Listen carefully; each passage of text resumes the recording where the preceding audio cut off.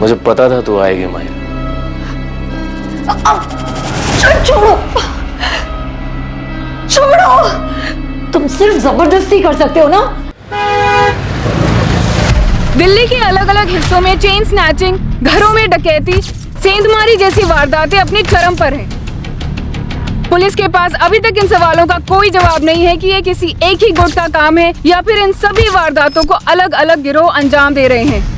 इन वारदातों में शामिल असामाजिक तत्वों का मुकाबला करने में पुलिस को खासी दिक्कतों का सामना करना पड़ रहा है।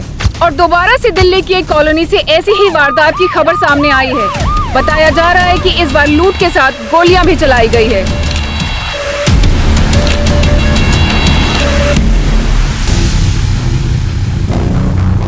सर, दरवाजे पर कहीं भी फोर्स एंट्री के निशान नहीं है। चोर इस ग्रिल को काटकर ही घर के अंदर घुसे होंगे।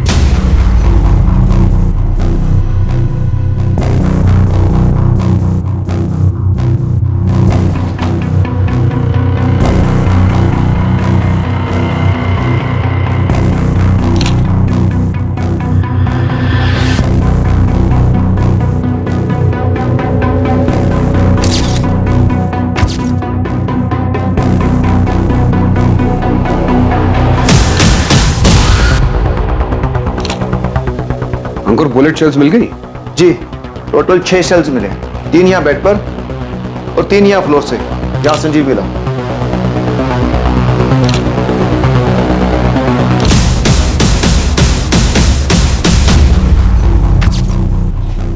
सर, दूसरे कमरे में सब कुछ सही सलामत है, किसी सामान को हाथ तक नहीं लगाया गया है। क्योंकि वहां जाने की जरूरत ही नहीं पड़ी होगी। अटैकर्स को पहले से इस बारे में पता था कि लॉकर इस कमरे में है। सर, पूनम को डॉक्टर ने डेड डिक्लेयर कर दिया। और उसका हस्बैंड संजीव चोपड़ा क्रिटिकल है सर।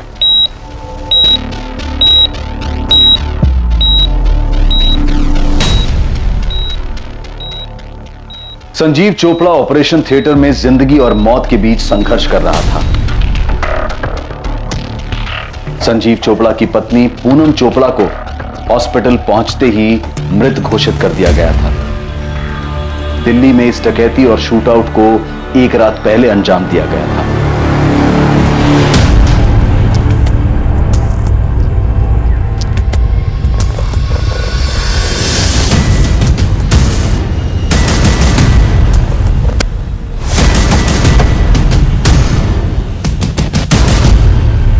कौन है?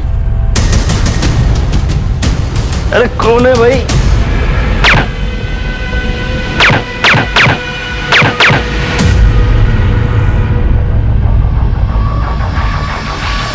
कॉलोनी में किसी ने एक भी गोली चलने की आवाज नहीं सुनी और ना ही किसी ने किसी के चीखने चिल्लाने की आवाज सुनी। चोपड़ा हाउस में इस अनहोनी घटना होने का अंदेशा सबसे पहले अखबार बांटने वाले जुनेद अंसारी को हुआ। उसी ने वहां पड़ोसियों को इस बारे में बताया। हेलो कंट्रोल रूम, मैं क्राइम सीन से कांस्टेबल अरविंद गुप्ता बोल रहा हूँ। यहाँ घर में डकैती हुई है और 2 लोगों पर गोली चलाई गई है। महिला का नाम पूनम चोपड़ा है, उसकी सांसें नहीं चल रही है, लेकिन उसका हस्बैंड संजीव चोपड़ा अभी जिंदा है। दोनों को हॉस्पिटल में शिफ्ट करवा रहे हैं। आप लोग पुलिस स्टेशन से संपर्क करिए। चोपड़ा हाउस में हुई डकैती और हत्या की वारदात कभी भी दोहरी हत्या का रूप ले सकती थी। पूनम चोपड़ा मर चुकी थी और उसका पति संजीव चोपड़ा जिंदगी और मौत के बीच झूल रहा था। इस केस में अपराधियों तक पहुंचना पुलिस के लिए बहुत ही मुश्किलों भरा साबित होने वाला था और जल्द ही पुलिस इस केस का दबाव महसूस करने वाली थी। क्या यह मामला पुलिस को उस गिरोह तक पहुंचाने में मदद करेगा जो पूरे शहर में हो रहे अपराधों को अंजाम दे रहे थे? संजीव चोपड़ा से तो बात करना इम्पॉसिबल, कंडीशन क्रिटिकल है। सरवाइव कर पाएगा? कोशिश कर रहे हैं, चांसेस तो है, लेकिन गोली का घाव बहुत गहरा है। 3 गोलियां लगी हैं, एक गर्दन के पास, दूसरी हार्ट के नजदीक और तीसरी सीधा हार्ट। स्पॉट पे डेथ होगी। कोई सेक्सुअल असॉल्ट? नहीं। रॉबरीज भी सरदर्द बन गई हमारे लिए। सर, संजीव एक रियल एस्टेट कंसल्टेंट है। साकेत के सुदर्शन बिजनेस सेंटर में उसका ऑफिस है। पिछले 5 सालों से चला रही है। सब खुद के दम पे शुरू किया है। A self made man. और उसकी वाइफ पूनम चोपड़ा? सर, उसका ब्यूटी पार्लर है नीलम एनक्लेव में। पिछले 3 सालों से ये सैलून चला रही है। ठीक ठाक ही चल रहा है। 2 ब्रांचेस और हैं। सर, ये संजीव के पेरेंट्स हैं।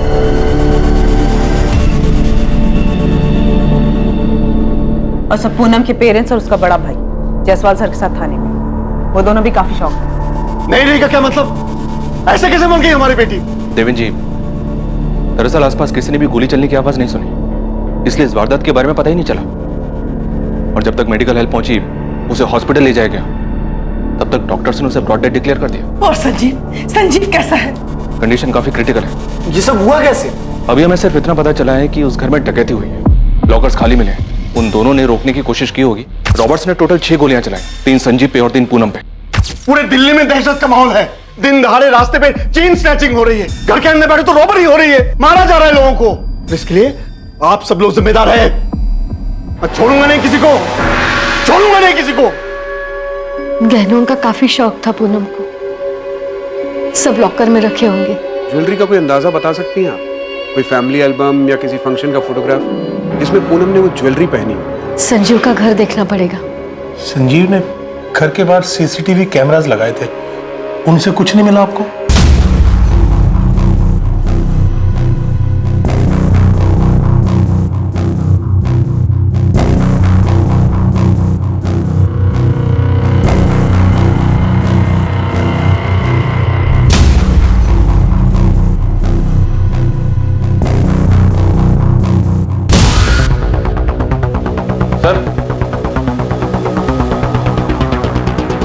रिकॉर्डर इसी जगह पर होगा सर। रॉबर्ट सीसीटीवी रिकॉर्डर भी साथ ले गए। देखा हमने 3 सीसीटीवी कैमरास लगे हैं। रॉबर्ट्स किचन की ग्रिल तोड़कर घर में घुसे, वहां भी सीसीटीवी कैमरा था, लेकिन उसके वायर्स काट दिए गए। वो अपने साथ सीसीटीवी रिकॉर्डर भी ले गए। देखिए, हम सेम मोडस ऑपरेंडी वाली रॉबरीज का पता कर रहे हैं। शायद आप लोगों के बेटे के घर में उन्हीं में से कोई घुसा। धनीराम जी, शायद आप कुछ जानते हैं। आपको कुछ बताना है? कुछ जानते हैं आप?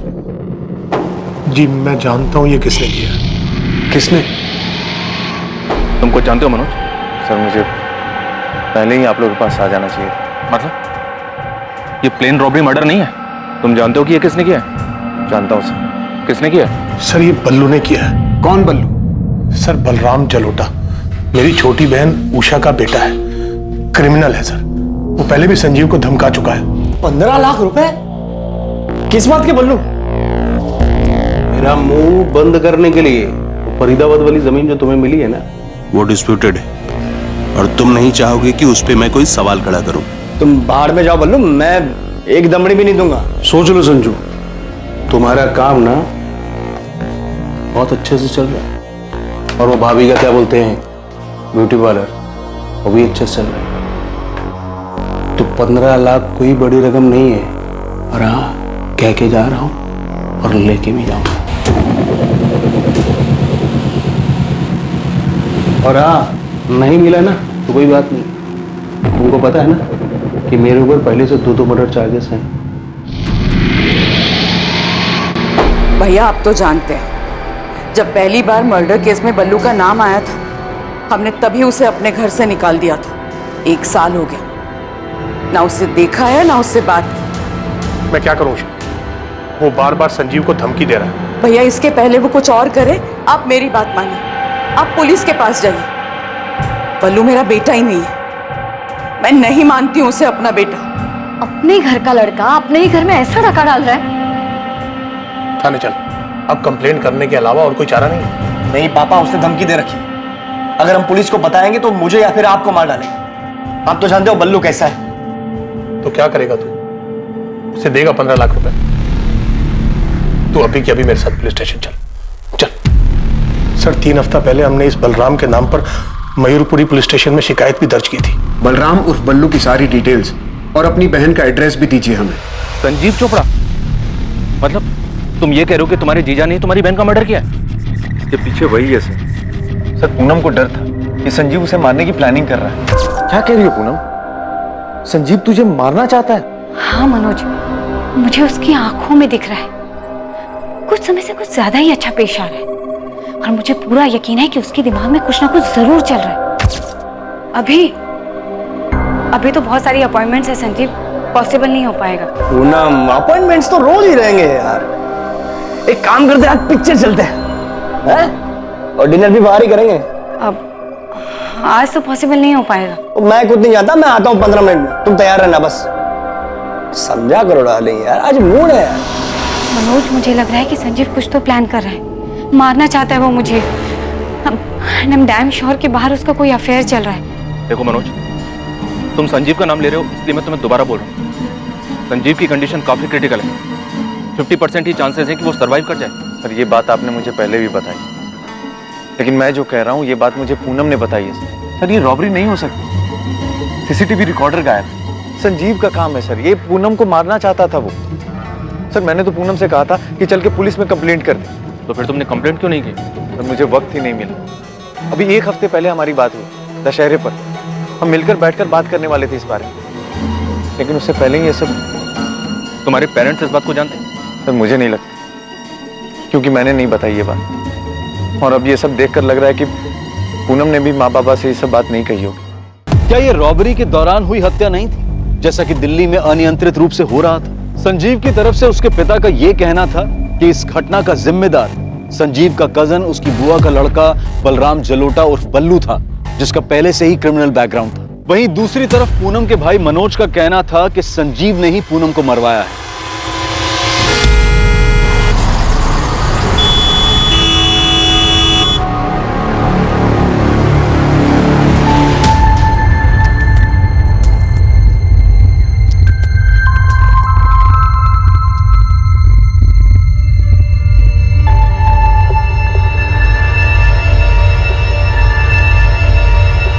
देखिए, आप लोग सिर्फ 5 मिनट के लिए मिल सकते हैं। डॉक्टर, मेरा बेटा अब सेफ तो है ना? संजीव के वाइटल पैरामीटर्स को हम लोग मॉनिटर कर रहे हैं। एक बार स्टेबलाइज हो जाएंगे तो हमें दोबारा ऑपरेशन करना पड़ेगा। अभी तो हम यही कह सकते हैं कि condition is still critical. Sanjeev के फोन रिकॉर्ड्स निकलवाओ। दोनों के मोबाइल तो घर पर ही मिले हैं ना? जी सर, मोबाइल चोरी नहीं हुआ। दिल्ली के आज तक के हाउस ब्रेक्स में यही ट्रेंड देखा गया है। लेकिन एक बात अजीब है सर, ये पूनम का भाई मनोज संजीव चोपड़ा का नाम ले रहा है। बिना आग के धुआं नहीं उठता। पड़ोसियों से पता करते हैं, सेल फोन और कॉल रिकॉर्ड्स काफी कुछ बताएंगे। यहाँ रॉबरी के एंगल के साथ बल्लू और मनोज का एलिगेशन, इन दोनों एंगल्स को भी देखना पड़ेगा। और यह भी हो सकता है कि किसी ने रॉबरी की आड़ में छिपकर यह काम किया। बल्लू, अब देखते ही गोली मार दीजिए बल्लू। मेरा बेटा नहीं है वो। और हम नहीं जानते कि वो कहाँ है, और ना ही हमें कोई फर्क पड़ता है। उसने अपने ही भाई को मौत के मुंह पर लाकर छोड़ दिया, उसकी बीवी को मार दिया। आप उसे मार दीजिए। उषा जी, धीरज जी, आप लोगों का गुस्सा और संजीव के परिवार की तरफ आप लोगों की भावना एक तरफ है, लेकिन हमें बल्लू को पकड़ना। और बल्लू वो हमारा बेटा नहीं। जब वो पहली बार अरेस्ट हुआ था ना, हमने सारे रिश्ते तोड़ दिए थे उससे। बलराम जलोटा और बल्लू के नाम से कुछ 1 महीने पहले हमारे यहाँ कंप्लेन दर्ज हुई है। कंप्लेनेंट उसका कजन संजीव और उसके पिता धनीराम है। सर, संजीव और उसकी वाइफ पूनम के बारे में तो सुना ही होगा आपने। हाँ, पता चला, पर बल्लू गाजियाबाद में एक मर्डर चार्जेज में अंडर ट्रायल था। इसी साल मार्च में उसकी बेल हुई थी। संजीव के कंप्लेन पर हमने इन्वेस्टिगेशन शुरू की। जिस नंबर से बल्लू से धमकियां देता था वो स्विच ऑफ आ रहा था और उसका एड्रेस भी फर्जी निकला। हम यहीं तक पता कर पाए, फिर भी बल्लू का लेखा जोखा ले देकर गाजियाबाद के सेंट्रल जेल तक ही गया, पर उसका कोई पता ठिकाना नहीं। इस तरह का कांड करके वो कहाँ भागा होगा, ये तो अब जाके पता लगाना पड़ेगा। सर, आपको जितनी डिटेल्स मिली है हमें भेज दीजिए प्लीज। श्योर। संजीव जी और पूनम के बीच अनबन, ये कैसा सवाल है? उनके घर में चोरी हुई है और इसका और उसका क्या? दीदी जी, आप उनके पड़ोसी हैं, आप उन दोनों को अच्छे से जानती होंगी। उनकी शादी को 5 साल हो गए। मैं बस ऐसे ही पूछ रहा हूँ उनके बारे में, उनके आपसी रिश्ते के बारे में। क्या कोई अनबन थी दोनों के बीच? जहाँ तक मैं जानती हूँ, संजीव और पूनम एक दूसरे के साथ काफी खुश थे। यहाँ तक उनकी शादी को 5 साल हो गए थे, पर उनका कोई बच्चा नहीं था। तो एक बार मैंने खुद ही सामने से उनसे पूछ लिया। You know what, प्रीति, मैं और संजीव हम दोनों ही बहुत एम्बिशियस हैं। मैं पूरे शहर में अपने ब्यूटी पार्लर की एक चेन शुरू करना चाहती हूँ, और मेरे इस एम्बिशन को पूरा करने के लिए संजीव हर वक्त मेरे साथ खड़ा है। पूनम, ऐसा तुम मानती हो, पर ज्यादा देर होगी ना तो। देर वेर से पड़ोसियों और फैमिलीज को लगती है प्रीति, मेरे और संजीव के लिए तो बिल्कुल भी नहीं। इनफैक्ट पिछले महीने ही मेरी ब्यूटी पार्लर की 3rd ब्रांच ओपन हुई, और ऐसे 3 ब्रांचेस मुझे और चाहिए दिल्ली में और बाहर भी। रही बच्चे की बात तो यार सब बाद में देखा जाए। पूनम और संजीव की लव मैरिज थी, और सच कहूं तो मैंने दोनों के बीच कभी अनबन नहीं देखी और कभी उन्हें झगड़ते हुए भी नहीं देखा। दोनों मॉडर्न कपल थे, एम्बिशियस। देख नदी, ये है बलराम जलोटा और बल्लू। आपने बताया था मैडम, इसने गाजियाबाद में 2 मर्डर किए थे। हाँ, केस अंडर ट्रायल है। ये बल्लू संजीव की बुआ का लड़का है। नदीम, तू काम पे लग जा, इस बल्लू को ढूंढ के निकाल। बुलेट एक ही टाइप की है, लेकिन दोनों अलग अलग गन से चली है। तुम बोल रहे हो कि 2 गन्स यूज हुई है, पर दोनों गन्स एक ही मेक की है। बिल्कुल सही राठौर, एक जैसी 2 गन। तो हम ये मान सकते हैं कि हमलावर 2 लोग रहे होंगे। होना चाहिए, लेकिन घर में कोई निशान नहीं मिला, कोई फिंगरप्रिंट्स भी नहीं और किसी भी तरह का कोई निशान नहीं।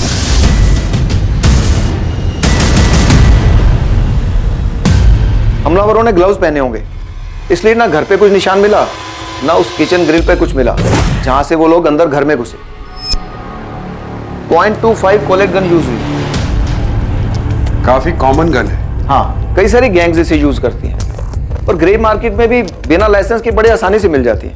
आपकी फाइंडिंग के हिसाब से न्यूज़पेपर डिलीवरी वाले ने सुबह ये डिस्कवर किया कि इस घर में ऐसा कुछ हुआ है, तो उस हिसाब से किसी पड़ोसी ने गोली चलने की आवाज नहीं सुनी, तो डेफिनेटली दोनों गन्स पर साइलेंसर लगे होंगे। फिलहाल हमारे सामने 2 एंगल है। पहला एंगल संजीव का कजन बलराम जलोटा उर्फ बल्लू, जो ऑलरेडी क्रिमिनल है, और दूसरा एंगल संजीव खुद, जैसा कि पूनम का भाई मनोज बता रहा है। दोनों इंटरनल एंगल्स हैं, घर से जुड़े हुए। हम ये भी सोच रहे हैं कि इस सब से परे ये किसी गैंग का काम हो सकता है। क्राइम का मोटिव इंटरनल हो सकता है, लेकिन सीन ऑफ क्राइम से ऐसा लगता है जैसे किसी हिस्ट्री शीटर्स की इसमें इन्वॉल्वमेंट। किसी पुराने हिस्ट्री शीटर से बात करके देख, वो इस क्राइम सीन को अच्छे से रीड कर सकता है। क्या कान भरे हैं तुम लोगों ने पुलिस के? उधर हॉस्पिटल में संजीव की मां संजीव के लिए परेशान है, संजीव क्रिटिकल है, और तुम लोग कह रहे हो कि मेरा बेटा तुम्हारी बेटी को मारना चाहता था। अगर संजीव पूनम को मरवाना ही चाहता था तो वो अपने ऊपर गोलियां क्यों चलवाता? और ये मनोज, दिमाग खराब हो गया इसका, कुछ भी बके जा रहा है। पूनम ने मुझे ये बात खुद बताई थी कि डर है उसे कि संजीव उसे मारना चाहता था। क्या डर? क्यों डर रही थी पूनम? क्योंकि संजीव का अफेयर चल रहा था। मनोज, मुझे लग रहा है कि संजीव कुछ तो प्लान कर रहा है, मारना चाहता है वो मुझे। I'm damn sure कि बाहर उसका कोई अफेयर चल रहा है। अफेयर चल रहा है? किसके साथ? अभी तो नहीं जानती, पर बहुत जल्दी जान जाऊंगी। कैसे? पता करवा रही हूँ मैं, पर इतना तो यकीन है कि संजीव अंदर ही अंदर कुछ तो प्लान कर रहा है। क्या पता कर रही थी पूनम? उसे क्या मिला? उसने सबको बताया क्यों नहीं? बोलो। अरे मिलता कैसे? ये सब तो उस बल्लू का क्या धरा था। वो मेरे बेटे को धमका रहा था और इस बात को पूनम अच्छी तरह से जानती थी। अगर पूनम को किसी बात से डर लग रहा था तो उसे तुझे कहकर ही चुप क्यों हो गई और किसी से क्यों नहीं कहा? यही बात तो मैं पूछ रहा हूं उससे। मुझे नहीं पता कि उसने किसी और से ये बात क्यों नहीं कही। अभी 1 हफ्ते पहले दशहरे के दिन मेरी उससे बात हुई थी। अब मैं इतनी बड़ी बात खुद से झूठ तो नहीं कहूंगा ना पापा। तो क्या हम बल्लू की बात निकालकर झूठ बोल रहे हैं? पूनम भी अच्छी तरह से जानती थी कि बल्लू संजीव को धमका रहा है। हमने उसकी पुलिस कंप्लेंट भी की थी। सर, एक कड़ी मिली है, जितेंद्र प्रसाद नाम है, अभी तिहाड़ जेल में है। ऐसे ही सिमिलर केस में कन्विक्ट हुआ है, रॉबरी कम मर्डर। जेल एसपी को इन्फॉर्म करो, मुझे अभी जितेंद्र प्रसाद से बात करनी है। आधे घंटे में पहुंच रहा हूँ। ओके सर, मैं मैसेज भिजवाती हूँ।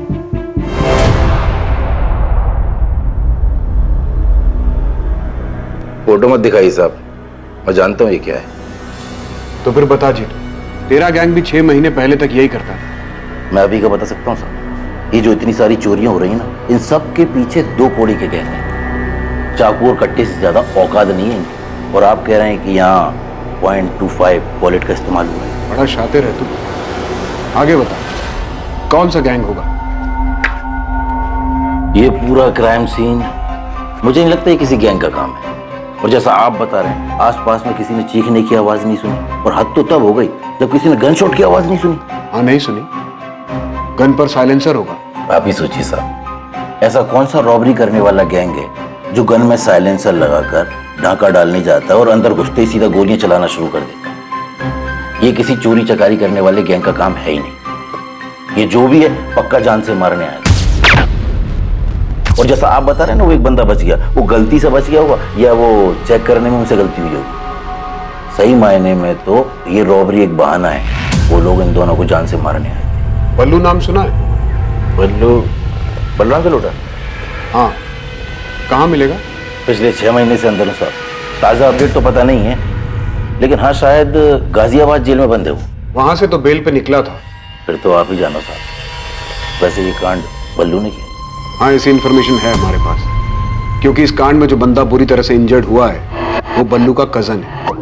मैंने पहले ही बोला था, ये आपसी रंजिश का मामला है, किसी गैंग का इसमें कोई हाथ है ही नहीं। धीरे धीरे अब ये साफ हो रहा था कि ये रॉबरी, ये शूट आउट, पूनम चोपड़ा की हत्या और संजीव चोपड़ा को जख्मी हालत में मरा हुआ समझकर छोड़ना कोई नॉर्मल रॉबरी या शूट आउट नहीं हो सकता था। क्या पूनम का डर कि संजीव उसे मारना चाहता था वाकई में सच था, या फिर ये शूट आउट बल्लू की धमकी का नतीजा था? इस केस में अब कुछ चौंकाने वाले खुलासे होने वाले थे। सर, मैं पूनम का पार्लर मैनेज करती हूँ। वो मुझसे कभी भी अपनी पर्सनल लाइफ डिस्कस नहीं करती थी। कुछ तो सुना होगा तुमने।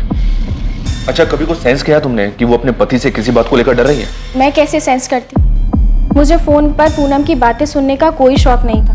हाँ, इतना समझती हूँ कि पूनम ने पार्लर में काफी पैसा इन्वेस्ट किया था और वो नई ब्रांचेस भी खोल रही थी। मैं आपको इतना बता सकती हूँ कि वो अपना पार्लर बिजनेस में फ्यूचर पता करने के लिए कुछ लोगों से मिल रही थी, उनसे बातें कर रही थी। किससे बात करती थी वो?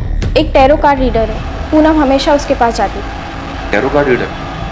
हाँ, वो कार्ड देखकर किस्मत के बारे में बताते हैं ना, ऐसा ही कुछ।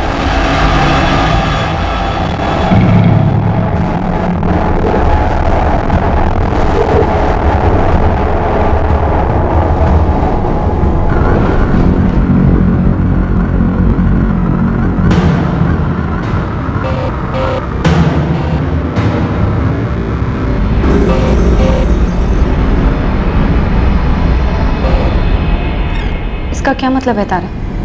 पूनम, तुम किसी बात को लेकर परेशान हो? किसी बात की वजह से कोई मनमुटाव या झगड़ा चल रहा है ना? तारा भदौरिया नाम है उसका, टैरो कार्ड रीडर है। इसका फोन नंबर एड्रेस है तुम्हारे पास? पूनम के फोन रिकॉर्ड में भी दिख रहा है। उसकी रेगुलरली बात होती रही है तारा भदौरिया से। तो उसका एड्रेस और फोन नंबर मुझे भी मिला है। फोन नहीं कर रहा हूँ, सीधा फेस टू फेस जाके बात करता हूँ। संजीव के फोन रिकॉर्ड्स में कुछ खास? तो सस्पिशियस नहीं मिला सर। संजीव की अपने पेरेंट्स, अपनी वाइफ पूनम और कुछ दोस्तों से बात होती थी। पर हाँ, पूनम के कॉल रिकॉर्ड में बहुत सारे नंबर मिले हैं। जाहिर सी बात है, एम्बिशियस थी, अपने बिजनेस को बढ़ाना चाहती थी। रियल एस्टेट कंसल्टेंट है संजीव चोपड़ा। एक नंबर से तो काम नहीं चलता होगा उसका, जरूर उसके पास कोई दूसरा नंबर भी होगा। सर, मैं दूसरे नंबर का पता कर रही थी। वैसे संजीव ने अपने ऑफिस में भी सीसीटीवी कैमरास लगवाए थे, मैंने उसके फुटेजेस मंगवाए।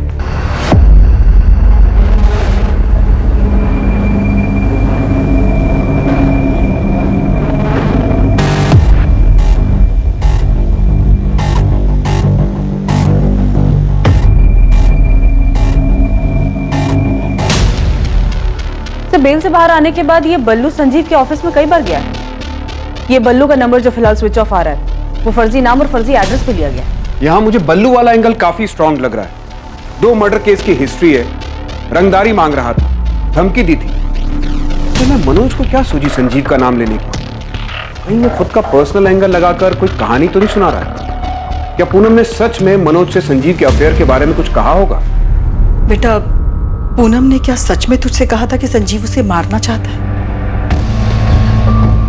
नहीं माँ, मैंने जानबूझकर बोली ये बात, क्योंकि मुझे अच्छा नहीं लग रहा कि घर में चोरी हुई, मेरी बहन मर गई और वो संजीव बच गया।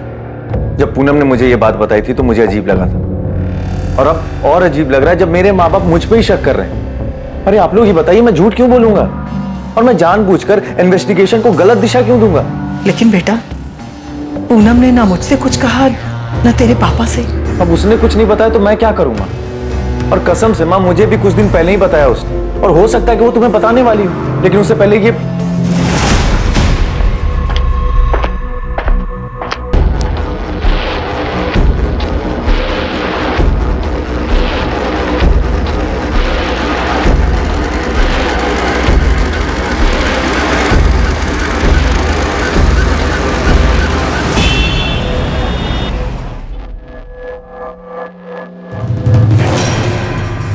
अरे मैडम, आपने फोन किया तो आप बताइए ना, आप कौन बोल रहे हो? मैं असिस्टेंट सब इंस्पेक्टर आरती त्रिवेदी बोल रही हूँ, रसिक विहार पुलिस स्टेशन से। मैं गिरीश रावत बोल रहा हूँ। पूनम चोपड़ा को तो जानते ही होंगे आप? हाँ जी, बिल्कुल जानता हूँ। उनका मर्डर हुआ है, उनके हस्बैंड की कंडीशन क्रिटिकल है, वेरी सैड। अभी 3 दिन पहले पढ़ा अखबार में। 3 दिन पहले से भी जानते होंगे। 14 अक्टूबर को पूनम चोपड़ा के घर में अटैक हुआ था। उसके पहले से ही पूनम चोपड़ा के फोन रिकॉर्ड में आपसे बातचीत होती दिख रही है। हाँ जी, मैंने कब मना किया, बातचीत हुई थी, मेरी होती रहती थी। इनफैक्ट सितंबर के आखिरी वीक में उनसे मिलने गया था अपना बैलेंस पेमेंट लेने के लिए, 45,000 रुपये कैश। कौन है आप? मैं गिरीश रावत, प्राइवेट डिटेक्टिव। शादी की कोई इंक्वायरी हो, डिवोर्स का कोई मैटर हो, अफेयर का चक्कर पता लगाना हो, पति पत्नी के बीच में कोई डाउट हो, ये सारी इंफॉर्मेशन इन्वेस्टिगेशन फुल सीक्रेसी के साथ, यानी गोपनीय तरीके से करता हूँ। आप दिल्ली नगरी न्यूज़पेपर के 4थे पेज के दाहिने साइड की चौकड़ी में देखिए, वहाँ मेरा ऐड रोज आता है, गिरीश रावत प्राइवेट डिटेक्टिव। पूनम चोपड़ा के लिए इन्वेस्टिगेशन कर रहे थे आप? उसके पति का अफेयर। अफेयर था? हाँ जी, बिल्कुल था। सुन के धक्का लगा आंटी। क्या बोल रहे हैं डॉक्टर? पता नहीं बेटा, डॉक्टर कह रहे हैं कोई नर्व अफेक्ट हुआ है। ट्रीटमेंट पे रिस्पॉन्ड तो कर रहा है संजीव, लेकिन अभी तक उसे होश नहीं आया। बोल रहे हैं कि ब्रेन में कहीं कुछ गड़बड़ हुई है।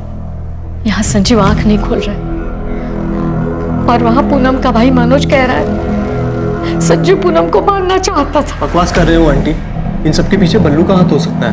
हमने भी पुलिस को यही कहा कि बल्लू ने धमकी दी थी संजीव को मारने की, और उसने ऐसा किया भी, लेकिन पुलिस को बल्लू मिल ही नहीं रहा है।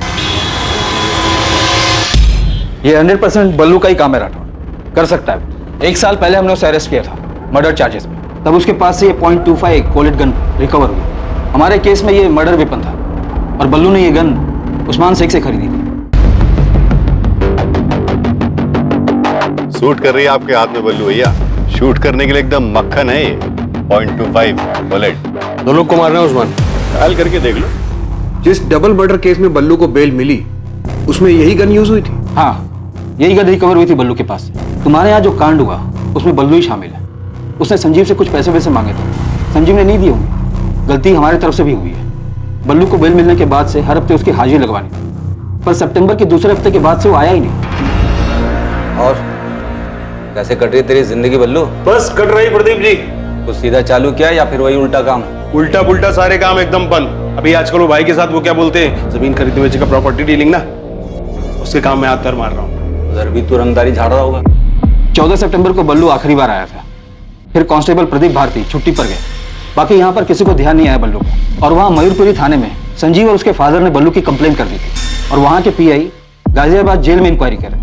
बात यहाँ तक आई नहीं, और जब मैंने कांस्टेबल भारती से पूछा तो उसने यही कहा कि उसे पहले से ही शक था कि बल्लू किसी एक्सटॉर्शन के जुगाड़ में लगा हुआ है। शरद, मुझे उस गन सेलर उस्मान शेख की डिटेल्स चाहिए। अभी तो हमारे हाथ में नहीं है, लेकिन उस्मान शेख के लिए 1 साल से मेनहंट जारी है। कोई साथी भी था क्या बल्लू का? नहीं, जहां तक हमें पता है बल्लू अकेला ही काम करता था। यहाँ तो 2 लोगों के होने के चांसेस है। अगर इसमें बल्लू था तो उसके साथ कोई और भी था, क्योंकि गोलियां 2 लोगों ने चलाई है। मैं पता करता हूँ, देखते हैं उसके साथ कोई साथी था या नहीं, लेकिन फिलहाल हमें उस्मान शेख को ढूंढना होगा। बल्लू की पुरानी गन तो हमारे पास है, बल्लू दूसरी गन के लिए 100% उस्मान के पास ही गया होगा।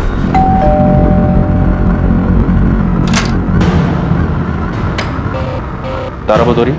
यस। पूनम चोपड़ा के बारे में बात करनी मुझे आपसे। दुख हुआ पूनम के बारे में सुनकर, काफी परेशान थे। किस बात से? अपने हस्बैंड संजीव चोपड़ा की वजह से?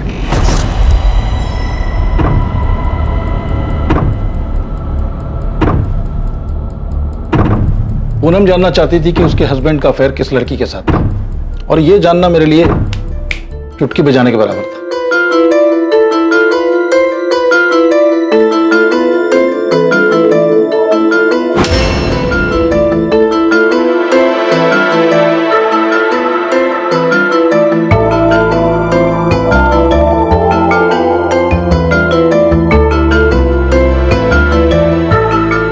संजीव चोपड़ा और माहिरा तलवार अक्सर किस जगह मिलते थे, ये मैंने कुछ ही हफ्तों में पता लगा लिया।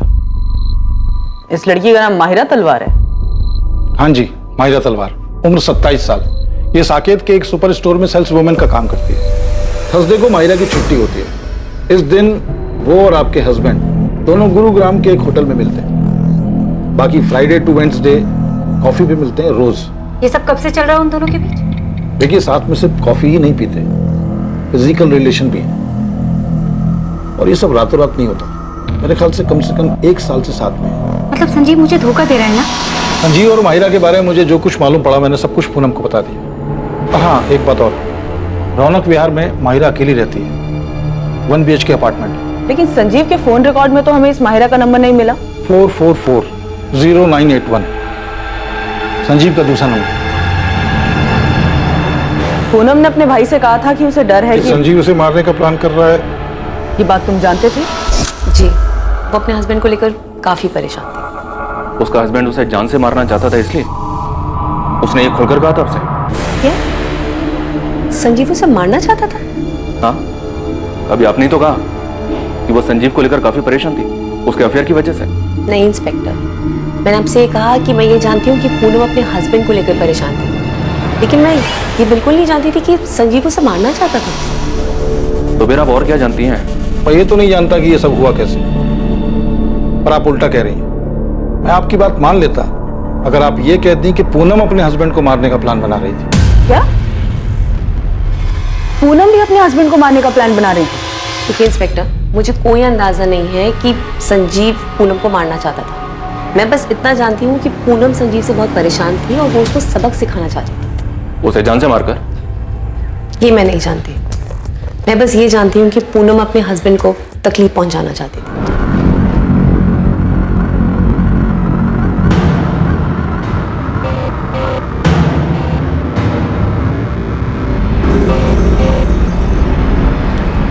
Ten of Swords। क्या मतलब है इसका? मुझे कोई धोखा देने वाला है? I mean, मेरा हस्बैंड मेरी पीठ पर छुरा घोंपने वाला है? पूनम, तुम हमेशा पहले अपने पार्लर बिजनेस के बारे में पूछते थे, लेकिन अब ऑल ऑफ अ सडन तुम्हारे संजीव के बीच में सब ठीक है ना?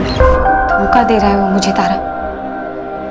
मेरे पीठ पीछे उसका अफेयर चल रहा है, कोई लड़की है उसकी लाइफ में। तो बात करो उससे। और पूनम, ऐसा तो नहीं है कि तुमने कभी उसे धोखा नहीं दिया, है ना? तुम रिलैक्स करो। तुम मेरी हेल्प कर सकती हो प्लीज? तुम कुछ करो ना संजीव का। क्या चाहती हो तुम? मैं चाहती हूँ तारा तुम उसे दर्द दो, उसे तकलीफ पहुंचाओ। किसी को दर्द देने से खुद भी दर्द ही हासिल होता है। तुम्हें चाहिए कि सबसे पहले तुम अपनी तकलीफ कम करो। वो अचानक ही मुझ पर मेहरबान हो गया, बहुत केयर करने लगा है मेरी, वक्त बिताना चाहता है। अभी तो बहुत सारी अपॉइंटमेंट्स है संजीव, पॉसिबल नहीं हो पाएगा। पूनम, अपॉइंटमेंट्स तो रोज ही रहेंगे यार। एक काम करते हैं, आज पिक्चर चलते हैं, और डिनर भी बाहर ही करेंगे। अब आज तो पॉसिबल नहीं हो पाएगा। मैं खुद नहीं जाता, मैं आता हूँ 15 मिनट में, तुम तैयार रहना बस। समझा करो डार्लिंग यार, आज मूड है यार। कुछ तो चल रहा है उसके दिमाग में तारा।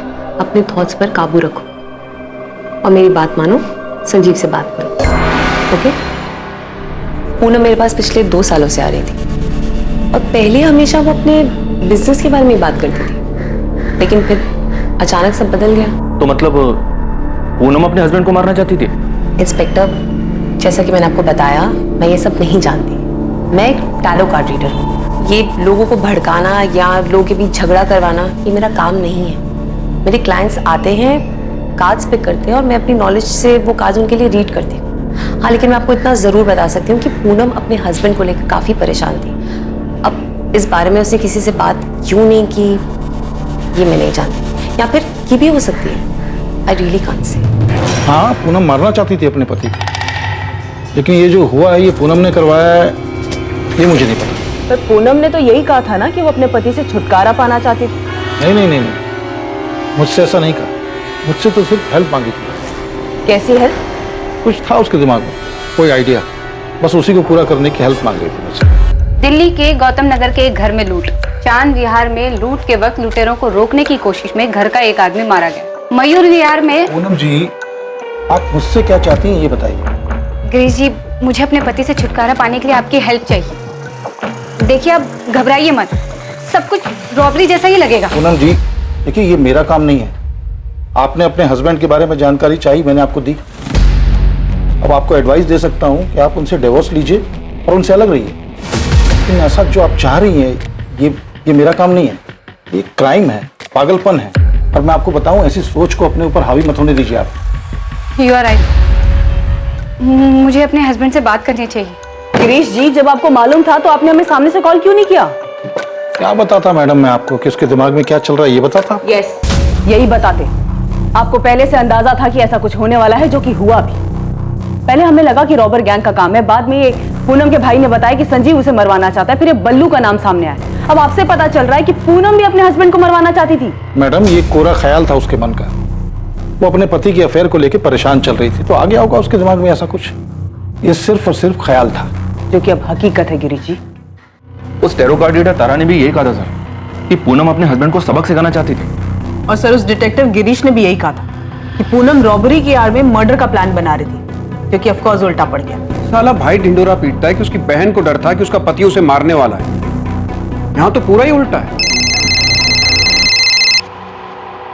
अभी नदीम का फोन है सर, हो सकता है हमलावरों के बारे में कुछ हाथ लगाओ। हाँ नदीम बोल, क्या खबर है? नाम लिखिए साहब, कमलेश रंजन और पंकज दास, ये दोनों शामिल है। क्या हिस्ट्री इनकी? एमपी की है साहब, और ये वैसे भी कोई नॉर्मल रॉबरी नहीं थी साहब। इन दोनों को हायर किया गया था पूनम चोपड़ा को मारने के लिए। पूनम चोपड़ा को मारने के लिए? नदीम दोबारा कंफर्म कर, पूनम ने हायर किया होगा संजीव को मारने के लिए? नहीं साहब, इन दोनों को हायर किया था मनीष कालरा। अब ये मनीष कालरा कौन है इस कांड में? साहब बहुत बड़ी मछली है ये, बहुत पैसे वाला है, मनी लैंडर है, अय्याश एक नंबर का।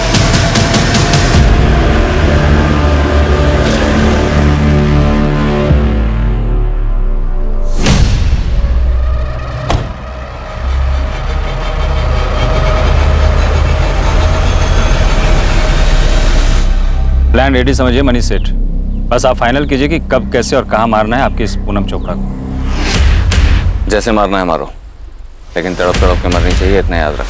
आप उसकी फिक्र मत करो, आप हमारा 2 लाख एडवांस दे दो। खुशखबरी जल्दी मिलेगी, टीवी देखते रहना और बाकी के 5 लाख रेडी रखना। इस कांड के लिए कमलेश रंजन और पंकज दास ने अपने साथ तीसरे बंदे को भी मिलाया था। उस तीसरे बंदे का नाम है बद्रीनाथ दुबे। उसने मुझे खुद से फोन करके ये सब बताया।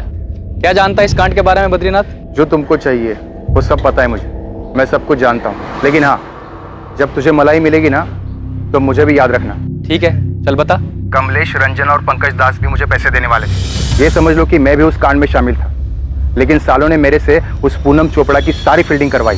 ब्यूटी पार्लर से घर, घर से ब्यूटी पार्लर, कहाँ जाती है, कहाँ रुकती है, सारा डिटेल दिया उनको। उन्होंने लूटा भी, कांड भी किया और उस मनीष सेठ से पैसे भी उठाए, पर जैसे ही पैसे मिले मुझे भूल गए। अब फोन बंद करके बैठे। देख लो साहब, हम यहाँ ये एंगल खंगाल रहे हैं और ये कांड हुआ है ये मनीष कालरा के कहने। मनीष कालरा? हाँ, मनी लैंडर है। हाँ जानती हूँ, उसने पूनम के पार्लर में पैसे लगाए हैं। पूनम का अच्छा दोस्त है। दोस्त है?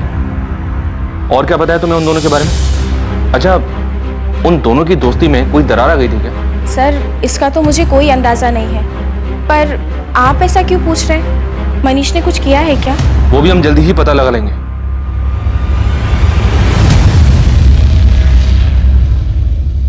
सबसे पहले इस क्राइम का शहर में हो रही बाकी लूट और रॉबरी जैसा ही लगना, उसके बाद संजीव चोपड़ा पर शक, फिर पूनम के खुद मास्टरमाइंड होने की संभावना का सामने आना, जहां उसके ही इशारों पर कराए गए अपराध में वो खुद ही निशाना बन गई। और अब सामने आया मनीष कालरा का नाम, पूनम का दोस्त जो हमेशा के लिए उसे रास्ते से हटाना चाहता था। क्या इन दोनों एंगल्स में कोई सच्चाई थी?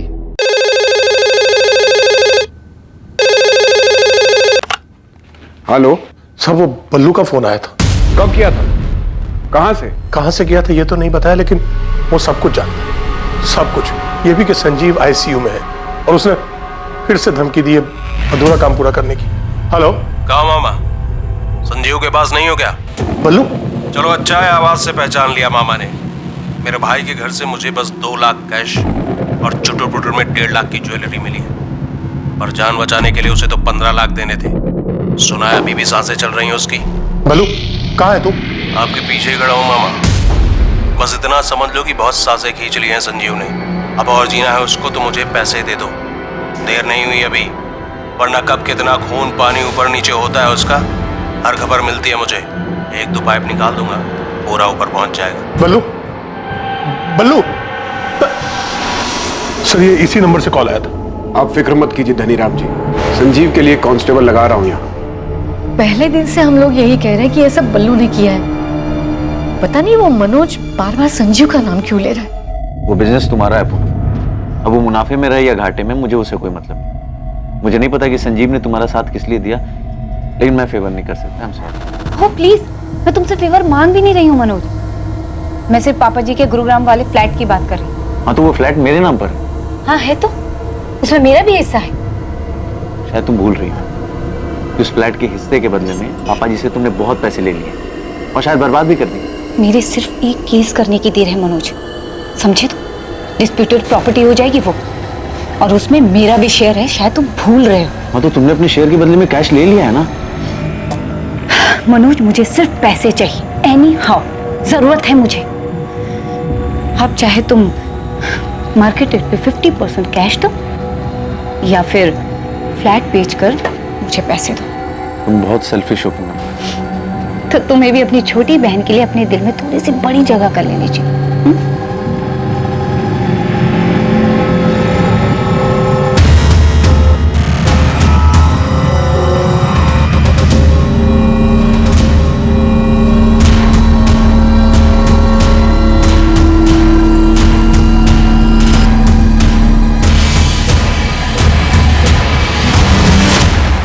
मनीष घर पर नहीं है। तो फिर कहाँ गया अवंतिका?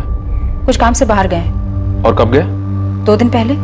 आपका पति 2 दिन से घर नहीं लौटा, पता नहीं कहाँ गया है, और आप ऐसे ही आराम से घर में बैठी हैं। क्योंकि वो कह कर गए हैं कि उन्हें आने में टाइम लगेगा। वो जहाँ कहीं भी छुपा हुआ है ना, उसको बता देना। जल्दी नहीं लौटा तो पूरे परिवार के लिए मुश्किल खड़ी हो जाएगी। मेरे पति किसी को नहीं मरवा सकते, आप उन पर गलत इल्जाम लगा रहे हैं। तो बता देना उसको, यही बात थाने आकर बता दे हमें। समझ में आया?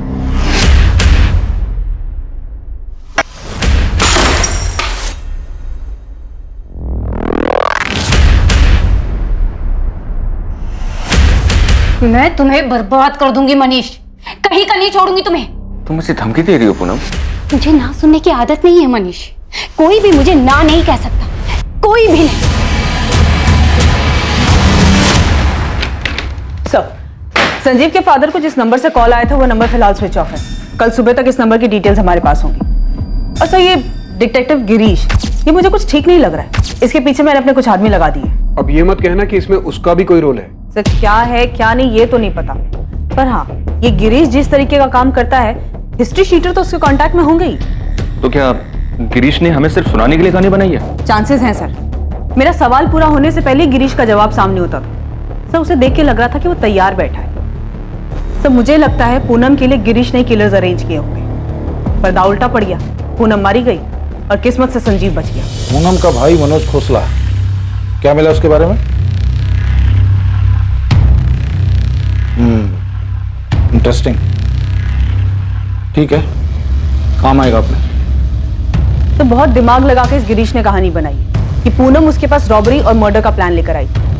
तो जो कहानी हमें गिरीश ने सुनाई उसमें सारे एंगल्स हैं। तो मुझे ऐसा लगता है कि गिरीश जैसे शातिर आदमी ने ये सारा प्लान रचाया है। सबके सब बहुत शातिर लोग हैं सर, किसी की क्रिमिनल हिस्ट्री, किसी की आपसी रंजिश। एक ये बल्लू है जो संजीव से पैसे मांग रहा था, और दूसरा ये मनीष कालरा। कहने को तो पूनम का इन्वेस्टर दोस्त है, पर इन दोनों के बीच चल क्या रहा था कुछ पता नहीं। और अब तुम्हें इस डिटेक्टिव गिरीश रावत के ऊपर डाउट है कि इसने पूनम की हेल्प की होगी इस कांड को करवाने में।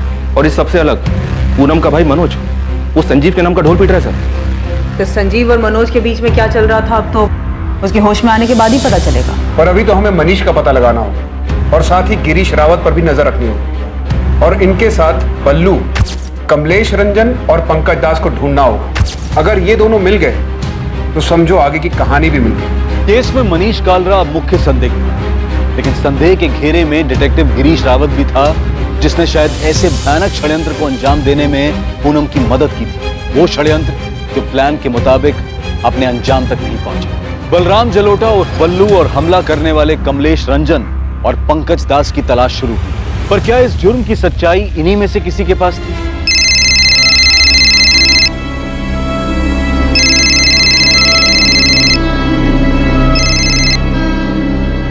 शोएब, मुझे परेशान मत करो।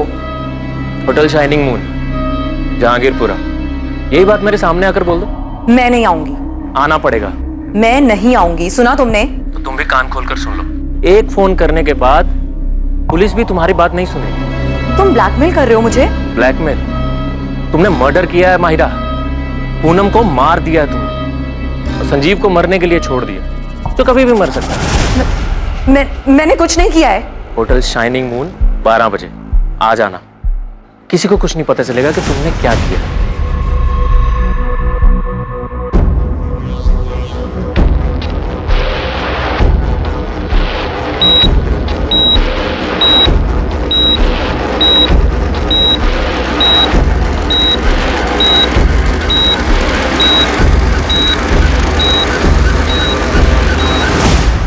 क्या किस्मत ने संजीव चोपड़ा को इसलिए बचा लिया था ताकि वो उस भयानक रात का सच बता सके?